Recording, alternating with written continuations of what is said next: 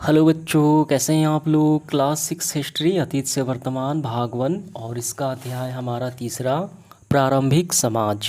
आइए इस चैप्टर के सारे अभ्यास के प्रश्नों को हम लोग हल करते हैं। देखिए, सबसे पहले ऑब्जेक्टिव क्वेश्चन, 4 विकल्प हैं। पहला है भारतीय उपमहाद्वीप में आरंभिक मानव के निशान किस राज्य में अधिक मिले, वो हमें बताना है कि आरंभिक मानव के जो निशान मिले वो मध्य प्रदेश में मिले। तो नंबर सी बिल्कुल सही होगा। दूसरा है प्रारंभिक औजार अधिकांशतः किस चीज़ के बने होते हैं।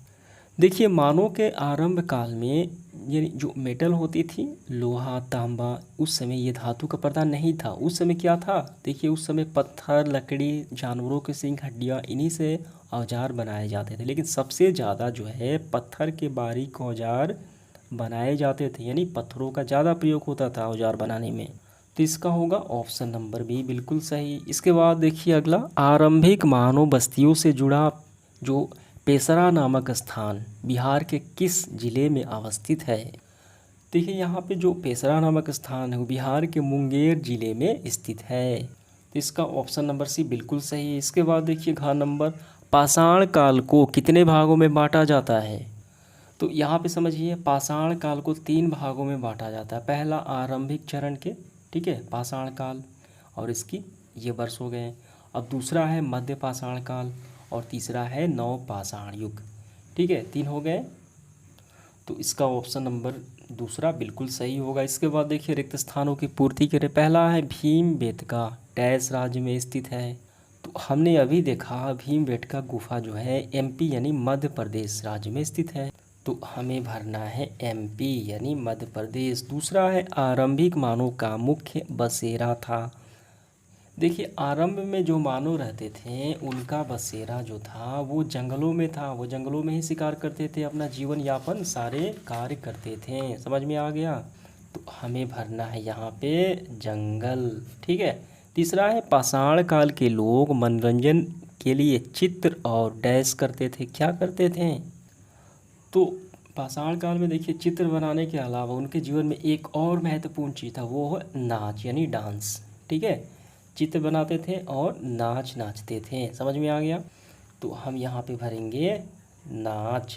ठीक है, नाच हो गया, डांस हो गया। इसके बाद देखिए चौथा, डैश साल पहले दुनिया की जलवायु गर्म होने लगी।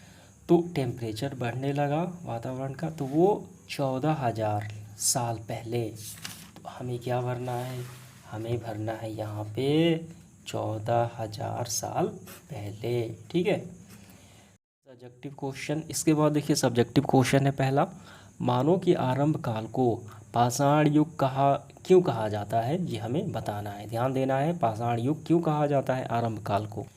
देखिए पाषाण का क्या मतलब होता है, पाषाण का मतलब होता है पत्थर। आरंभ काल को पत्थर का युग क्यों कहा जाता है, पाषाण युग क्यों कहा जाता है, क्योंकि ज़्यादातर जो जो औजार थे यानी आरंभ काल में मानव की सभी ज़रूरतें, आवास हो, चाहे खाना बनाना, चाहे औजार हो, श्रृंगार हो, वो सबका काम देखिए पत्थर से ही होता था। देखिए पत्थर की गुफा यानी आवास हो गया, औजार बनाना, उसी का आभूषण बनाना। तो इसी कारण से उसे पाषाण युग कहा जाता था, पत्थर का युग कहा जाता था।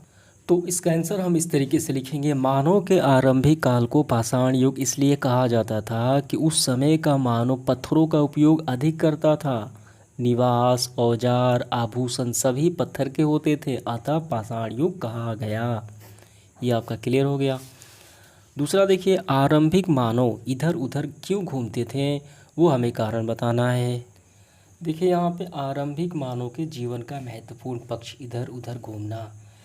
देखिए मानव जो थे आरंभिक काल में एक झुंड में निवास करते थे। ठीक है, झुंड में सभी कार्य करते थे, खाना बनाना हो, मनोरंजन करना हो, कोई भी काम हो।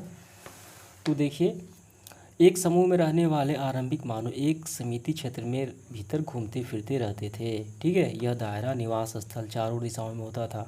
वो छोटे छोटे समूह में बटकर चारों दिशाओं में जाते और पीछे एक निश्चित वजह होती थी, जैसे फल पौधों को, जानवरों की संख्या, उपलब्धता सीमित रहती थी और ये समाप्त होने पर वो भोजन की तलाश में इधर उधर घूमते थे।